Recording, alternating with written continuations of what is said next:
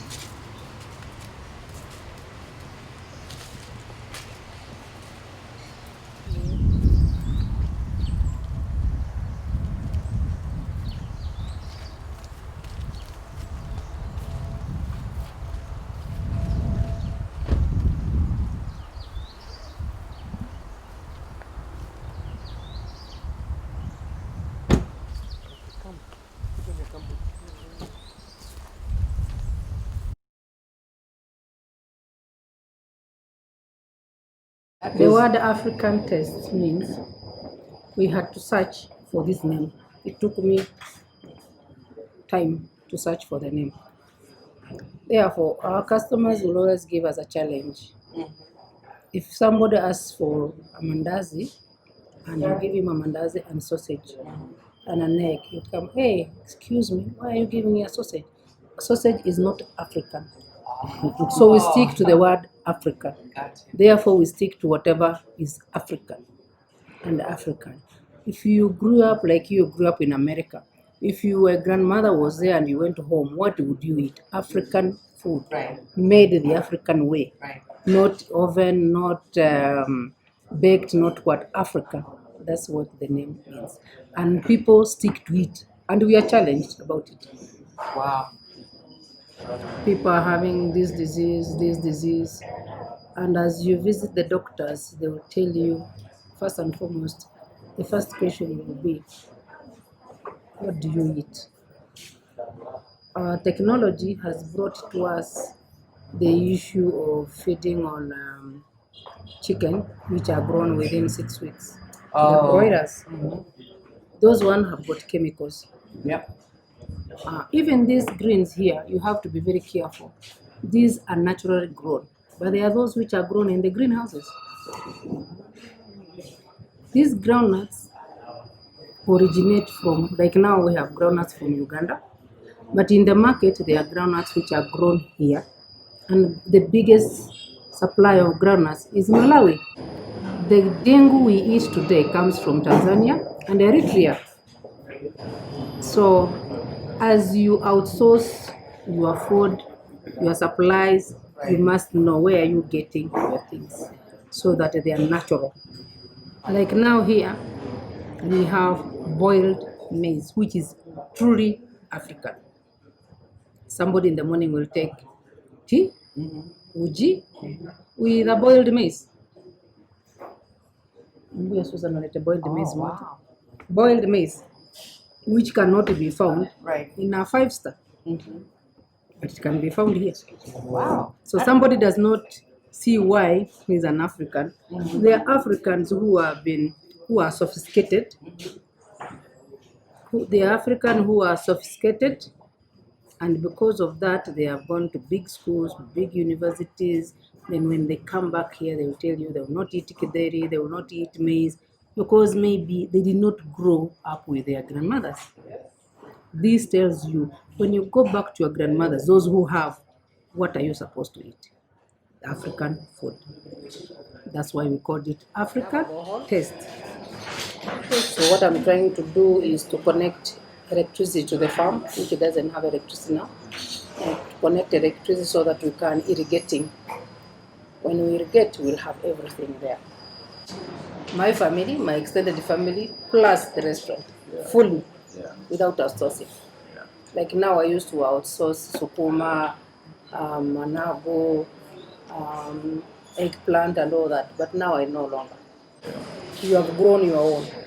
You know where it comes from. Yeah, you know the Because quality. here in Kenya today, you'll find that some people are growing vegetables in funny places. Very funny. Somebody is letting raw sewage into the shamba. So when you are cooking here, you know where it is coming from. You know the source. You will go to Uchumi, to any other market, find very nice green vegetables. But you have a question mark, where were they grown? As I said, because of diseases and all that, people do not want a greenhouse. Because the greenhouse has a chemical. They are grown under chemical. So they want the light from God. And this is where we are.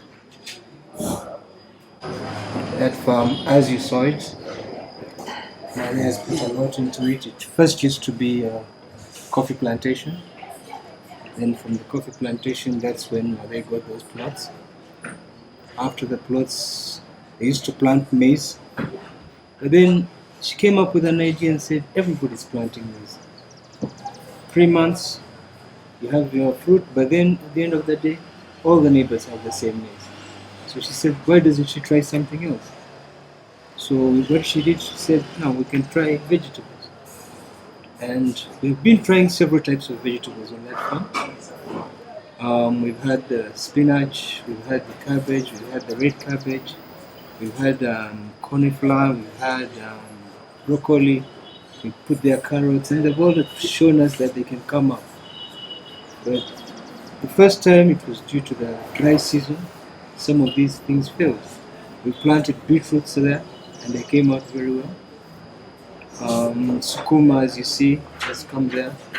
We had Which is kale. kale, which is kale. We have mint on the farm, and so many other things. Cucumbers. Yeah, Coriander, cilantro. yeah. And that's the dania. It has also been on that farm, and it has proved it can come up well. So it just needs to get a bit more serious and keep on adding. And at least with time, that farm will be serving this restaurant with all the vegetables we need around here. The cabbage, and the kale, and the carrots, eggplants, which we already have using now in the restaurant, and they're from the farm. There used to be some banana plants there, then they went off, but now we're bringing those banana plants again into the farm. So I think they need some time, at least 2-3 years, until we start getting fruits from the bananas. We've tried out tomatoes on the same farm, and they were a bit promising. At least we've kept on trying different types of things. When you're brought up in the rural area, I have a stepsister of mine. In their home, they used to take arrowroots every day. That was their breakfast: arrowroots and tea, and sometimes sweet potatoes. So these days, she doesn't like them. She's like, I eaten ate too too much. much of them. So I want But to. she I want doesn't some realize change. what she's neglecting Yeah. is what makes her life. She wants something different. So that's why you realize maybe. There are people, if you sit on a breakfast table from certain homes, you know, these days the elite homes and the others, those tables will have bacon, sausage, bread, fruits, those things. And yet an ordinary, let's say an ordinary African child, evening fruits were not counted. You go grazing the cows, you eat fruits, wild fruits even. Okay? They have some nutrients which you now must go to the doctor to tell you to eat. Vitamins, supplements.